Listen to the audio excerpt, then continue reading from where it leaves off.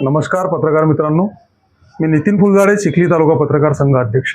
येत्या 6 जानेवारी रोजी पत्रकार दिनी चिखली तालुका पत्रकार संघाच्या वतीने स्थानिक कृषी उत्पन्न बाजार समितीच्या परिसरातील शिदोरी गृह येथे पत्रकार दिनाचे आयोजन करण्यात आले आहे। आचार्य बाळशास्त्री जांभेकर दर्पणकार यांना अभिवादन कार्यक्रम, जीवन गौरव, शोध पत्रकारिता व नवपत्रकारिता पुरस्काराचे वितरण, तसेच राज्य उपाध्यक्ष मराठी पत्रकार परिषदेचे राजेंद्रजी काळे साहेब व बुलढाणा जिल्हा अध्यक्ष रणजितजी राजपूत यांचे मार्गदर्शन पत्रकार बांधवांना लाभणार आहे व एक भव्य दिव्य असं आरोग्य शिबिर, तपासणी शिबिरही आयोजित करण्यात आलेले आहे।